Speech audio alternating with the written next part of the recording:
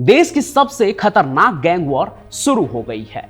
जिस लॉरेंस बिश्नोई और गोल्डी बरार ने कभी दोस्ती के कस्में खाई थी, साथ मिलकर बड़े बड़े अपराध किए थे, आज वही एक दूसरे से अलग हो गए हैं। और सिर्फ अलग नहीं हुए हैं, बल्कि खबर यह भी निकल के आ रही है कि उनके बीच दुश्मनी की शुरुआत भी हो गई है।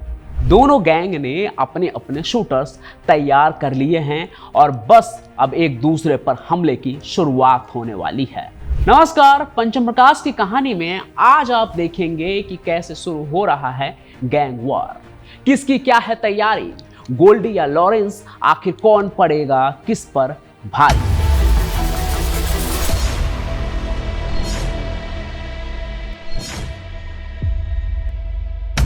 लॉरेंस और गोल्डी बरार यानी कि इन दो दोस्तों की कहानी में अब एक नया मोड़ आ गया है, जहां कानून व्यवस्था एक बार फिर से पिसने वाली है। क्योंकि जांच एजेंसियों के सूत्रों की माने तो दोनों गैंग अब अपने अपने लिए नए शूटर्स की भर्ती में लगे हुए हैं। दिल्ली, पंजाब, हरियाणा और राजस्थान, इन गैंग्स की हलचल वहां तेज हो गई है। इंटेलिजेंस इनपुट के मुताबिक लॉरेंस और गोल्डी अब अलग अलग गैंग चला रहे हैं। दोनों ने अपने अपने ग्रुप के लिए नए शूटरों को भर्ती करना शुरू कर दिया है।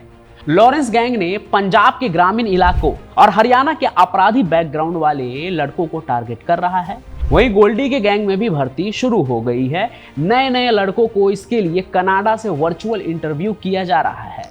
इसी इंटरव्यू के बाद लड़कों को चुनकर गोल्डी अपने गैंग में शामिल कर रहा है।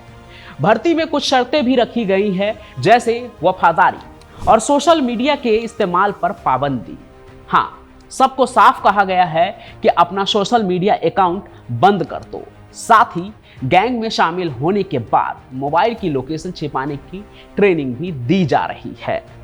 तो एक तरफ है लॉरेंस बिश्नोई और दूसरी तरफ गोल्डी बरार। ये वो दो नाम हैं जिन्होंने एक साथ जुर्म की दुनिया में कदम रखा, साथ मिलकर गैंग चलाए और सिद्धू मूसेवाले मर्डर जैसे हाई प्रोफाइल वारदातों को अंजाम दिया।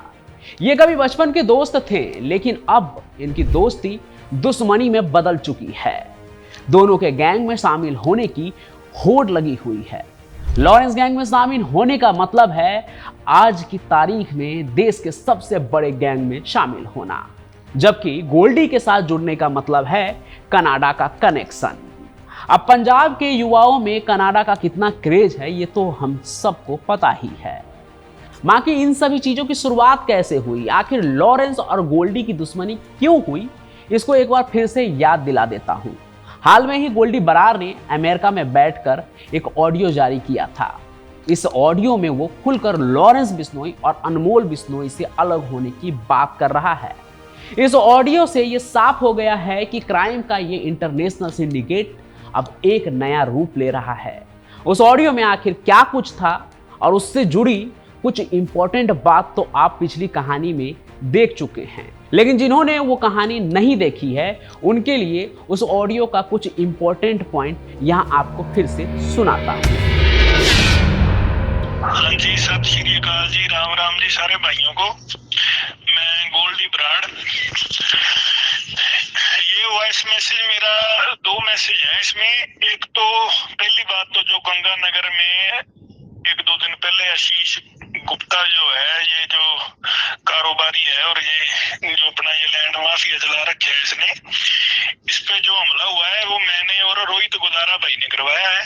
और ये हमने ये पोस्ट वगैरह डालनी नहीं थी, क्योंकि हम मर्डर से कम किसी चीज की पोस्ट डालते नहीं है जल्दी कहीं, जब तक कोई और कारण ना हो।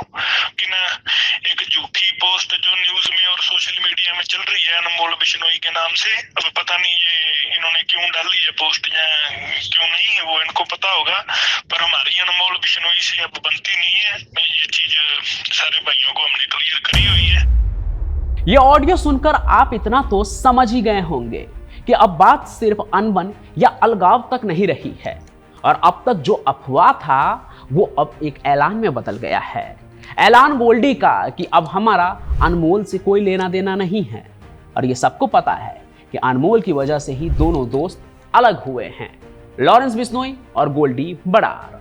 ऐसे में गोल्डी का ये वॉइस मैसेज गैंग वॉर का खुला निमंत्रण है, क्योंकि लॉरेंस बिश्नोई भले ही साबरमती जेल में बंद है, लेकिन उसका गैंग आज भी एक्टिव है और हाल ही में हुई कई बड़ी वारदातों के बाद उसके गैंग ने जो सोशल मीडिया पोस्ट डाली उनमें कहीं भी गोल्डी का नाम नहीं था। अब ये साफ हो चुका है कि दोनों आदमी, दोनों मुखिया अपने अपने गैंग चलाएंगे और अपने अपने गैंग के सुप्रीम रहेंगे। लॉरेंस बिश्नोई गैंग को उसका भाई अनमोल संभालेगा जेल के बाहर अमेरिका से। वहीं गोल्डी बरार के साथ मिलकर रोहित गोदारा अलग से अपना गैंग चलाएंगे। लेकिन ध्यान देने वाली बात यह है कि पहले ये एक साथ ही थे, ऐसे में अब एरिया ऑफ कंट्रोल को लेकर इनके बीच जंग छिड़ सकती है और इनकी आपस में वर्चस्व की लड़ाई भी शुरू हो चुकी है। दिल्ली की तिहाड़ जेल, पंजाब की भटिंडा जेल और विदेशों में चल रहे वर्चुअल नेटवर्क एक बार फिर से एक्टिव हो चुके हैं। कई गैंगस्टरों को बाहर निकालकर सुपारी किलिंग की प्लानिंग की जा रही है। अब क्राइम की दुनिया में ये कोई बड़ी बात नहीं है, क्योंकि ऐसे गैंगस्टर्स अपनी वर्चस्व की लड़ाई यानी अपने आप को सुप्रीम साबित करने के लिए कुछ भी कर सकते हैं। जिस तरह से गोल्डी बरार ने यह ऑडियो क्लिप भेजी है, उसे सुनकर ऐसा लगता है कि यह बात बिल्कुल सही है कि दोनों गैंग अलग हो गए हैं। इसमें अब कोई दो राय नहीं है और इस गैंग में दो फाड़ हो गई है, ये दोनों अलग हो चुके हैं। एनआईए की पुराने रिपोर्ट के मुताबिक भी लॉरेंस बिश्नोई के गैंग में करीब 700 शूटर्स हैं। और तो और एनआईए ने यह भी कहा था कि लॉरेंस बिश्नोई दाऊद इब्राहिम की तरह अपने नेटवर्क को बढ़ा रहा है।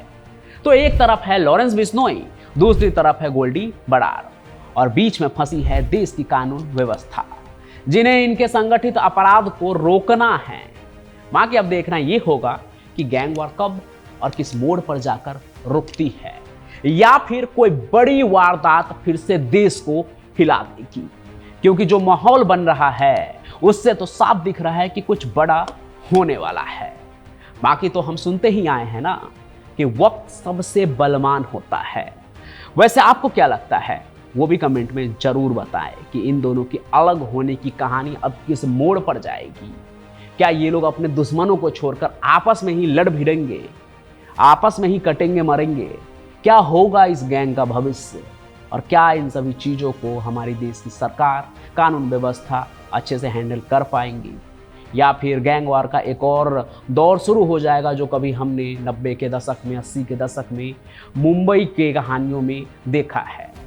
जो भी आपको लगता है वो कमेंट में जरूर लिखिए। साथ ही साथ इस वीडियो को शेयर कीजिए और इस वीडियो को लाइक भी कीजिए और इस चैनल को सब्सक्राइब करना बिल्कुल भी मत भूलिए। जल्द से जल्द इस परिवार को और बड़ा करते हैं ताकि क्राइम कनेक्ट की ये फैमिली पूरे 1 लाख लोगों की फैमिली हो जाए। बाकी मैं पंचम प्रकाश यूं ही अपनी कहानियों के साथ आप सभी के बीच में आता रहूंगा। तब तक के लिए आप सभी का बहुत बहुत धन्यवाद।